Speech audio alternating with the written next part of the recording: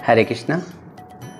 जैसा कि आपने मेरी पिछली वीडियोस में देखा कि मैंने 11 तरह के वेद के बारे में आपको बताया था और हम ऑलरेडी पिछले 2 वीडियोस में 4 वेद के बारे में बात कर चुके हैं। आज हम बात करेंगे चित्रवेद के बारे में। ये चित्रवेद क्या होता है?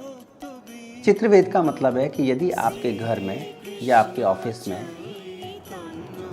खूंखार जानवरों के चित्र हैं, जैसे होता है ना चीता, शेर, बाघ, और कुछ लोग तो सींग लगा लेते हैं अपने घरों में, तो इस तरह के जो चित्र होते हैं इनको चित्रवेद कहा जाता है। इससे जो असर होता है घर के अंदर वो पारिवारिक सदस्यों में झगड़ा पैदा करता है। तो इसलिए हमें ये ध्यान रखना चाहिए कि इस तरह के चित्रों का प्रयोग हम घर में ना करें। फिर भी यदि आपको चित्र लगाने हैं, साज सज्जा करनी है घर की या ऑफिस की, तो आप भगवान के धार्मिक चित्र या इस तरह की चीज़ें लगा सकते हैं। मतलब सौम्य चित्र, सौम्यता जिसमें हो, जिसमें कुछ फ्लुएंस हो, जिसमें कुछ धार्मिक चीज़ें इंगित होती हों, जिसमें कुछ भक्ति से रिलेटेड कुछ चीज़ें ऐसी होती हों, तो वही चित्र जो है घर में लगाने चाहिए, जिससे कि घर में प्यार बना रहता है, सुख शांति बनी रहती है।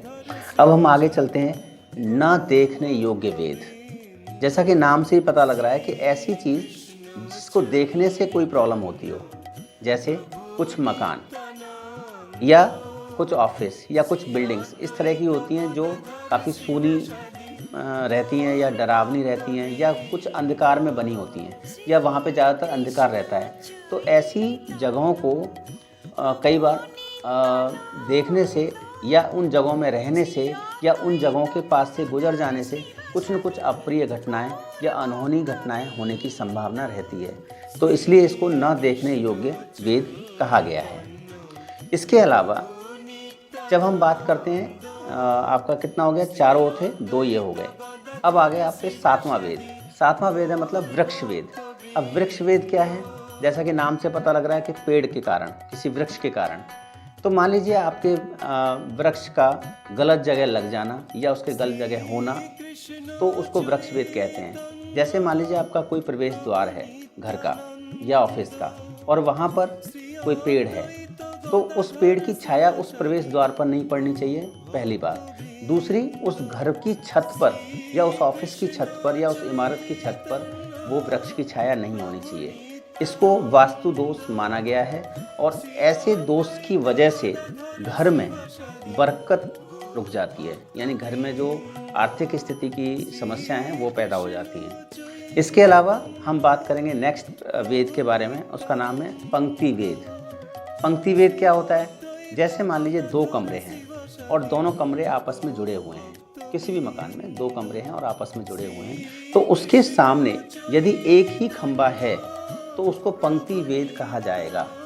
ऐसे पंक्ति वेद के कारण शारीरिक, मानसिक, आर्थिक, राजनीतिक सभी प्रकार के कष्ट परिवार के सदस्यों को झेलने पड़ते हैं। तो देखा दोस्तों, इस तरह की जो समस्याएं हैं इनसे हमें बचना चाहिए, इस तरह के निर्माण से हमें बचना चाहिए और एक कुशल और एक्सपर्ट वास्तु व्यक्ति की सलाह लेनी चाहिए, जिसको वास्तु के बारे में नॉलेज है या जिसको वास्तु के बारे में ज्ञान है।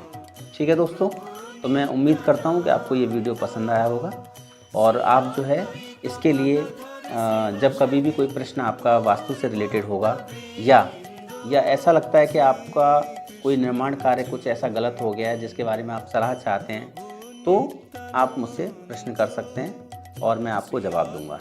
इसके अलावा जो नेक्स्ट आपके जो बचे हुए हैं वेद, उसके बारे में हम नेक्स्ट वीडियो में बात करेंगे। ठीक है दोस्तों, धन्यवाद।